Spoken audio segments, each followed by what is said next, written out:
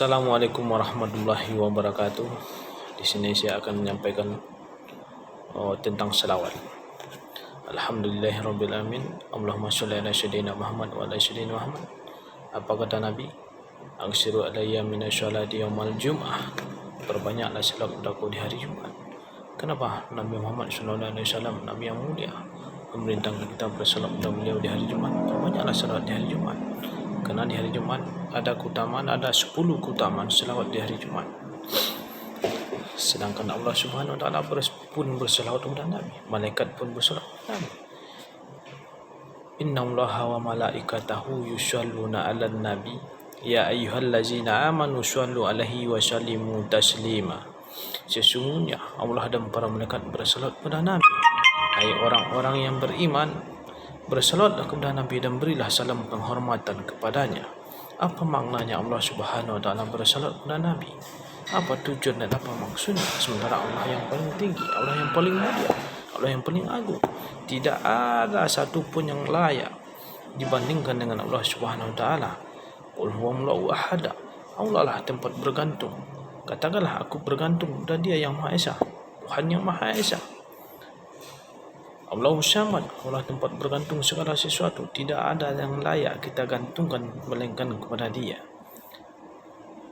Lam yalid wa lam yulad. Dia tidak beranak dan tidak pula diperanakkan. Wa lam yakul lahu kufuwan ahad. Tidak ada satu pun yang setara dengan Dia. Maka apa maknanya Allah berselawat kepada Nabi? Begitulah bentuk pujian Allah Subhanahu wa taala di hadapan para malaikatnya. Itu juga dengan malaikat. Kenapa malaikat berselawat kepada Nabi? Bentuk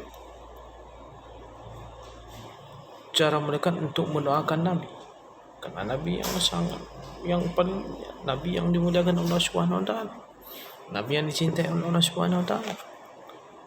Begitu juga dengan umatnya. Kenapa umatnya diperintahkan berselawat kepada Nabi di hari Jumat? Ada 10 keutamaan manfaat kita berselawat kepada Nabi di hari Jumat. Yang pertama, mendapatkan syafaat di hari akhir. Tidak ada syafaat Nabi yang lain melainkan syafaat dari beliau. Yang kedua, dapat menambah pahala. 1 kali berselawat dapat 10 pahala. Yang ketiga, dibalas dengan selawat 10 kali oleh Allah Subhanahu wa taala. 1 kali berselawat dapat menambah 10 pahala, 10 dosa dihapuskan, dan 10 derajat dinaikkan. Gimana dengan selawat kalau kita berselawat kepada Nabi di hari Jumat 100 kali? Berapa banyak kita mendapat amal, menambah amal, menghapuskan dosa, derajat kita dinaikkan. Yang ketiga, alasan diampuni dosa. 1 kali berselawat 10 dosa diampuni. Yang kelima, dapat mengabulkan doa bagi seseorang yang berdoa kepada Allah Subhanahu wa taala dan tidak ditutup dengan salat ataupun tidak mulai dengan selawat, maka doa itu terhalang, ada penghalangnya. Kalau kita bersalat, maka tidak ada satu pun yang bisa menghalangi doa kita, insya-Allah sampai. Karena salawat Allah Ta'ala yang menjamin salat kita sampai. Yang keenam, bentuk ketaatan kita kepada Allah Subhanahu wa taala. Karena itu perintah Allah. Allah sendiri memerintahkan kita berselawat. Nabi pun memerintahkan kita. Itulah bentuk ketaatan kita kepada Allah Subhanahu wa taala dengan kita berselawat. Yang ketujuh, pujian keagungan kita pada Rasul. Itulah bentuk pujian keagungan kita kepada Rasul. Tidak ada pujian yang lain melainkan selawat kepada beliau. Yang kedelapan, cara yang tepat untuk mengingat Rasul. Cara yang tepat untuk mengingat Nabi Muhammad SAW. Kalau kita ingat beliau, maka bersalat, kirimlah salam pada beliau. Yang kesembilan, meningkatkan keimanan kita kepada Allah Subhanahu wa taala. Karena Allah itu memerintahkan kita bersalawat. Maka kita taat dan meminta Allah, berarti kita beriman, dapat meningkatkan rasa iman kita kepada Allah Subhanahu wa taala.